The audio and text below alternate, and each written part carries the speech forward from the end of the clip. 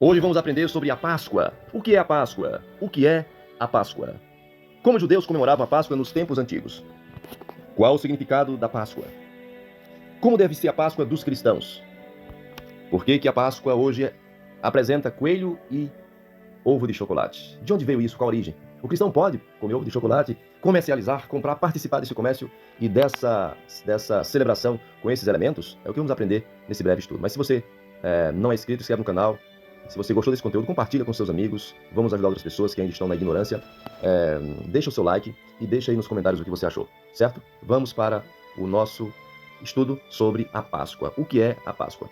A palavra Páscoa vem da palavra Pessa, e a palavra Pessa é uma palavra judaica, que significa passar por cima, significa saltar ou poupar. Isso mostra que a Páscoa tem a ver com o grande livramento que ocorreu lá no Egito, quando Deus foi retirar o seu povo através de Moisés, e ali mandou a praga para matar os primogênitos e pediu que matasse um cordeiro sem defeitos, sem mancha, e colocasse o sangue nos umbrais da porta, e ali o anjo pouparia as casas que tivesse o sangue do cordeiro. Então isso é a Páscoa que foi instituída ali.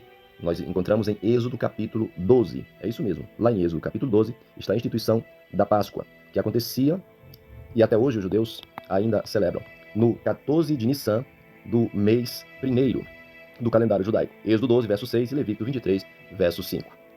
E como os judeus celebravam a Páscoa? Nos tempos antigos, eles celebravam a Páscoa com um cordeiro, se caso a família fosse pequena, se fosse grande seria mais, então um cordeiro sem defeito, ervas amargosas e pães asmos, sem fermento. Êxodo capítulo 12, verso 5 e verso 8. E qual é o significado da Páscoa? É a saída do povo hebreu do Egito para a terra prometida e o grande livramento do anjo da morte, que poupou ali os primogênitos dos filhos dos hebreus, o primogênito dos hebreus, aliás, por terem colocado o sangue nos umbrais da porta, como o Senhor recomendou.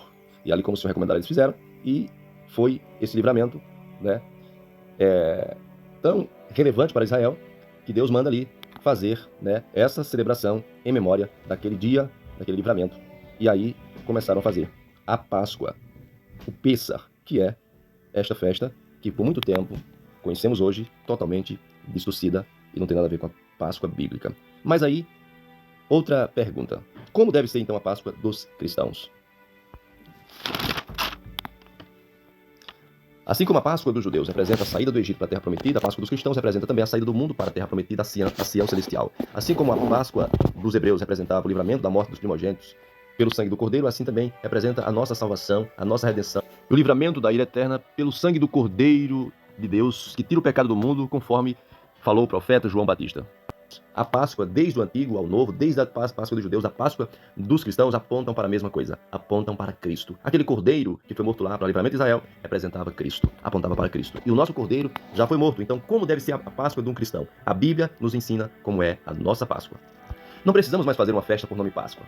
Isso é dos judeus. Para os cristãos, agora temos a ceia do Senhor, que é a continuação da Páscoa, ou seja, a substituição da Páscoa agora pela ceia do Senhor, que de ano em ano, em algumas igrejas, como por exemplo na nossa, em outras igrejas de mês em mês, na nossa comemoramos, né, e nós também fazemos justamente no mês de Nissan, fazemos essa celebração, mostrando, né, que agora nós celebramos esse significado que aponta para o cordeiro, não mais com um cordeiro, porque o cordeiro já foi morto, não mais com ervas amargosas, porque já passou essa amargura, mas agora com o cálice e o pão asmo, assim como Jesus fez com seus discípulos e disse: fazer isso em memória de mim. E olha o que o apóstolo Paulo fala à igreja de Corinto. Coríntios capítulo 5, verso 7, diz assim, ó: alimpai-vos, pois, do fermento velho, para que sejais uma nova massa, assim como estáis sem fermento, porque Cristo, nossa Páscoa, foi sacrificado por nós. Pelo que passamos festa não com o fermento velho, nem com o fermento da maldade e da malícia, mas com os asmos da sinceridade e da verdade. Então agora Cristo é a nossa Páscoa. E através do cálice e através do pão, nós celebramos o seu corpo, né, e o seu sangue, celebramos a sua morte, né, nesse simbolismo do corpo e sangue de Jesus, através da ceia do Senhor. Então é através da ceia do Senhor que nós celebramos a nossa Páscoa. Essa é a Páscoa do cristão, e não existe outra. Eu já falei da Páscoa dos judeus e da Páscoa dos cristãos. Agora vamos falar da Páscoa dos pagãos. Sabemos que desde o quarto século da era cristã, desde a era de Constantino para cá, que a igreja o cristianismo vem sofrendo introduções do paganismo, e sabemos que coelho, ovos, tem tudo a ver com os deuses greco-romanos. E a gente pode ver isso, né, nas imagens e na mitologia desses deuses. Por exemplo, na Alemanha, no século XVII, já comemoravam essas festas com coelho, ovos e etc. Isso migrou para os Estados Unidos e se expandiu para o mundo. Mas qual a origem de tudo isso? O coelho e os ovos, né, são símbolo da prosperidade e da fertilidade.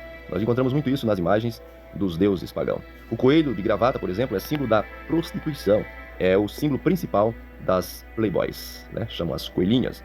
Então a deusa Artemis aparece também cheia de ovos. Assim como outras deusas da fertilidade também, aparece também, né? Como a deusa Artemis, também sendo deusa da fertilidade, aparece com esses símbolos, cercados de coelhos ou de ovos. Essa Páscoa popular que o mundo comemora, e mesmo que digam, mesmo que coloquem alguma coisa do cristianismo e chamem de que tem a ver com Cristo, nós sabemos que não é verdade. Sabemos que é em homenagem aos deuses pagãos. E não tem nada a ver com o cristianismo, não tem nada a ver com Cristo. A Páscoa judaica se comemorava com o cordeiro. Matavam um cordeiro e ali comiam com pão asmo e com erva amargosa. A erva amargosa representava a amargura do povo no Egito, assim também como já apontava para a amargura de Cristo, assim também como os asmos é uma representação da pureza, né? Eles saíram à pressa do Egito, mas sabemos que o significado mais profundo é a pureza, né? Porque o pecado ali tem o símbolo também de fermento, por isso que não poderia ter fermento naquele período. E aí vem também o vinho, representando o sangue. Nós percebemos que a Páscoa cristã já é representada pela ceia do Senhor, porque tem ali, não precisa mais matar o cordeiro, porque o cordeiro já foi morto, Cristo, não precisa mais da erva amargosa, porque já passou a amargura no Getsêmani, na cruz, e ali agora só precisamos do que Jesus recomendou, o cálice e o pão, fazer isso em memória de mim. Qualquer outra Páscoa, além disso aí, não é mais necessário, e o que passa daí é paganismo, é idolatria.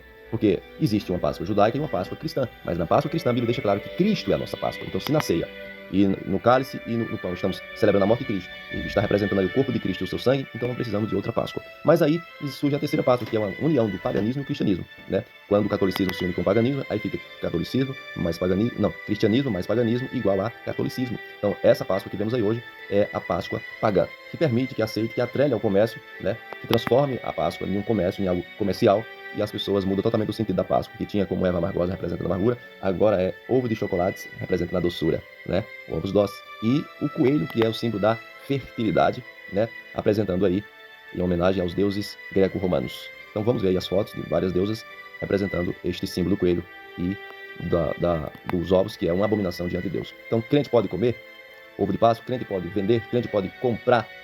A Bíblia diz que quem faz o ídolo, quem fabrica, quem adora, é a mesma coisa. Então, tem os que adoram, porque tem quem fabrique. Tem quem compre, porque tem quem venda. Tem quem venda, porque tem quem compre. E aí por diante. Então todos estão dentro do mesmo pacote. Então, se isso é abominável, se isso é uma blasfêmia diante do nosso Deus, se isso tira o sentido da Páscoa, então não tem nenhuma razão para que o crente coma, compre, vende ou participe disso. Porque quem participa está patrocinando o paganismo e patrocinando essa aberração contra o cristianismo. Se você gostou, se inscreve no canal, compartilhe esse vídeo com seus amigos, deixa o seu like e deixe nos comentários o que achou. Mas, por favor, não esquece de deixar o seu like, deixar o seu comentário, de compartilhar o vídeo e se inscrever no canal. Faz isso para que mais pessoas possam ver esse vídeo. Deus abençoe e até o próximo.